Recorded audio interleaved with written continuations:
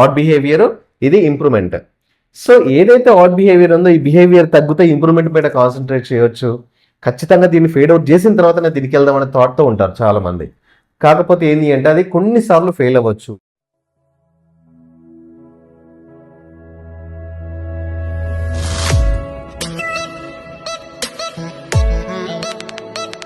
Hello friends, welcome to our channel autism rail. ఇంతకు ముందులాగే ఈరోజు కూడా ఒక మంచి టాపిక్తో మేము ముందుకు వచ్చాము. ఈరోజు టాపిక్ ఏంటి అంటే హైపర్ యాక్టివ్కి సంబంధించిన టాపిక్. సో చాలామంది పేరెంట్స్ ఏంటి అంటే ఇక్కడికి వచ్చిన వాళ్ళు కానీ లేదంటే కాల్ చేసే వాళ్ళు కానీ ఏంటి అంటే వాళ్ళు ఒక రకమైన ప్రాబ్లమ్ని ఫేస్ చేస్తారు. సో అది ఎలాంటి ప్రాబ్లం అంటే, సో ఒక బేబీకి సెన్సర్ ఇష్యూస్ కానీ హైపర్ యాక్టివ్ కానీ ఉన్నాయనుకోండి, సో కష్టపడి సెన్సర్ ఇష్యూస్ ఫేడ్ అవుట్ చేస్తున్నారు. నెక్స్ట్ హైపర్ యాక్టివ్ ఏదైతే ఉందో ఈ మిగతా బెడ్షీట్ ర్యాప్ కానీ లేదంటే వెయిట్ జాకెట్స్ కానీ ఎక్కువ యాక్టివిటీస్ చేయించడం వల్ల కానీ హైపర్ యాక్టివ్ కొంచెం కంట్రోల్ అవుతుంది.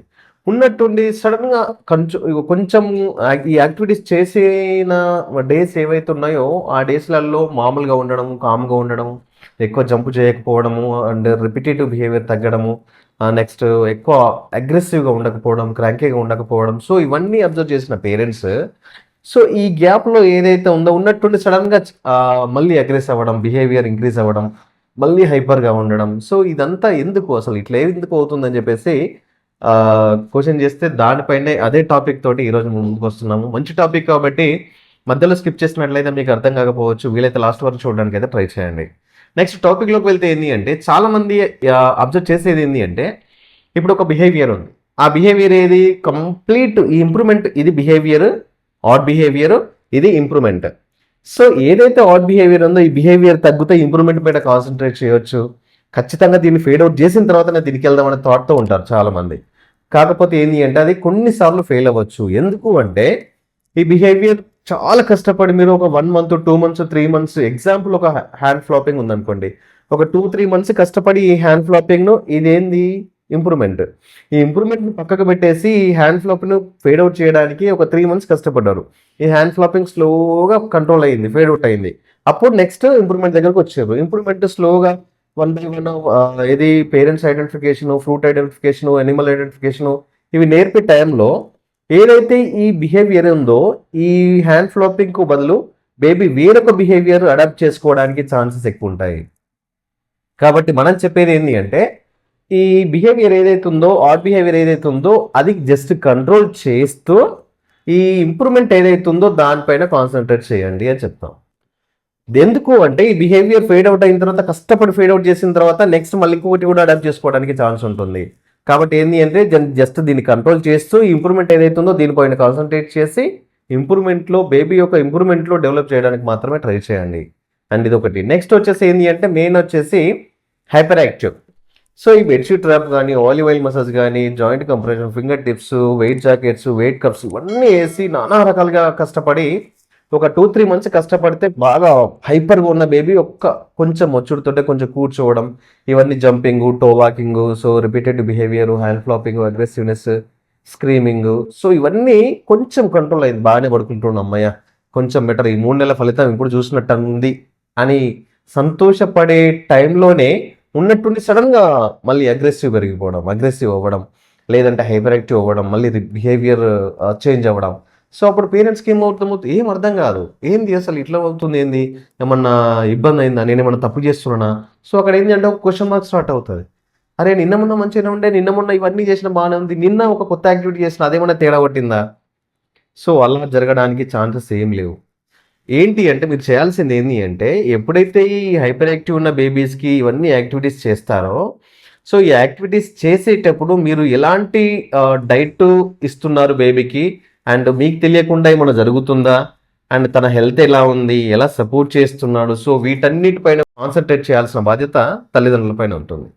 సరే ఇవన్నీ చేసుకుంటూ పోతుండ్రు, బేబీకి కోల్డ్ అయింది, లేదంటే లైట్గా ఫీవరిష్గా ఉండే, అరే తగ్గుతలేదు, ఇబ్బంది అవుతుందేమో, తర్వాత మళ్ళీ ఇంప్రూవ్మెంట్ అంతా మళ్ళీ బ్యాక్ వెళ్ళిపోతుందేమో, రిగ్రెషన్ అవుతుంది అని చెప్పేసి ఇమీడియట్గా సిరప్ వేసి చేయడం.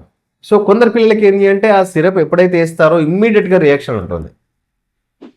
ఆ సిరప్ వల్ల ఏంటి అంటే మళ్ళీ అగ్రెసివ్ అయిపోవడం, మళ్ళీ బిహేవియర్ ఏదైతే ఉందో హైపర్ యాక్టివ్ అవ్వడం. సో ఇలాంటి ప్రాబ్లమ్స్ అయితే ఫేస్ చేయడానికి ఛాన్స్ ఉంటుంది. నెక్స్ట్ ఏంటి అంటే అరే ఒక 3 నెలలు చేసినాం అమ్మ, కొంచెం ఒక 50% వరకు బెటర్ అయిందిరా బాబు, ఆ, ఈ రోజుకు పాపం బేబీకి ఒక చిన్న ఐస్ క్రీమ్ ముక్క ఇద్దాం, ఏమవుతుంది చాలా రోజుల నుంచి అడుగుతున్నా అని చెప్పేసి కొంచెం ఐస్ క్రీమ్ కానీ చాక్లెట్ కానీ ఇచ్చారనుకోండి. సో ఒక్కొక్క బేబీకి మీరు ఏదైతే ఇచ్చిరో క్వాంటిటీ, ఒక్కొక్క బేబీకి ఒక్కొక్క రకంగా ఎఫెక్ట్ అవ్వచ్చు. కొందరికి ఏంటి అంటే నార్మల్గా ఉండొచ్చు, కొందరికి చాలా ఎఫెక్టివ్ పడవచ్చు. సో నార్మల్గా ఉన్న వాళ్ళకి ఓకే, నో ప్రాబ్లం.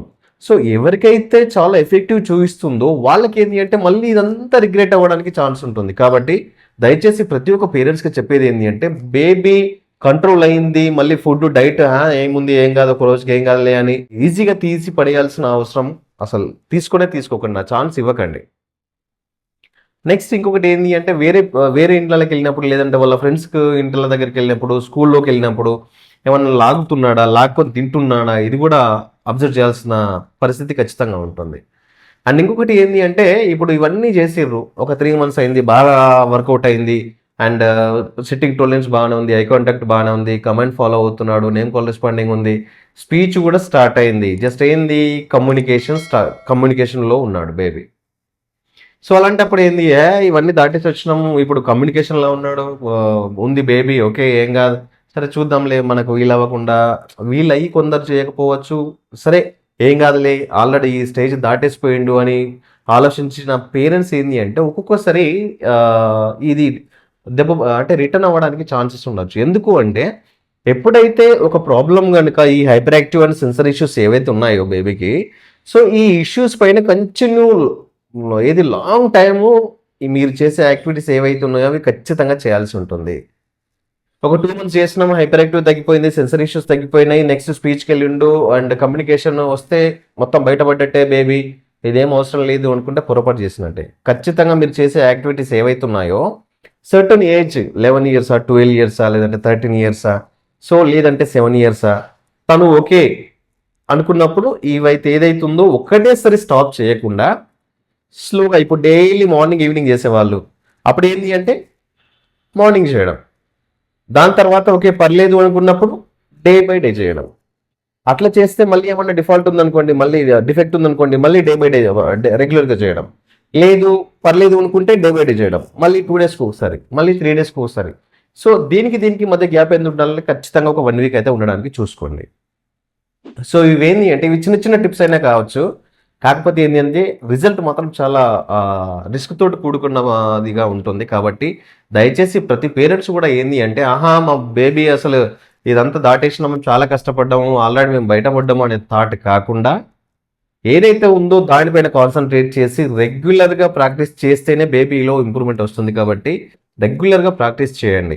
ఒకవేళ 1 day మిస్ అవుతే ఏం కాదు, బట్ నెక్స్ట్ డే అన్నా ఏదైతే ఉందో దాన్ని యాడ్ చేస్తూ ఎక్సర్సైజ్ చేయించడం వల్ల బేబీలో హైపర్ యాక్టివ్ కానీ సెన్సర్ ఇష్యూస్ కానీ ఇవి ఎప్పుడైతే తగ్గుతాయో స్పీచ్లో ఎక్కువ ఇంప్రూవ్మెంట్ ఉంటుంది, అండ్ తన బిహేవియర్లో ఎక్కువ ఇంప్రూవ్మెంట్ ఉంటుంది, తన కాన్వర్జేషన్లో ఎక్కువ ఇంప్రూవ్మెంట్ ఉంటుంది. మీరు ఏదైతే చూడాలనుకుంటారో అది చూడాలంటే ఖచ్చితంగా ఈ గ్రౌండ్ వర్క్ ఏదైతే ఉందో అది ఖచ్చితంగా చేయాల్సి ఉంటుంది. సో ఇదండి ఈరోజు టాపిక్. మళ్ళీ ఇంకొక మంచి టాపిక్తో మళ్ళీ కలుద్దాం. Thank you.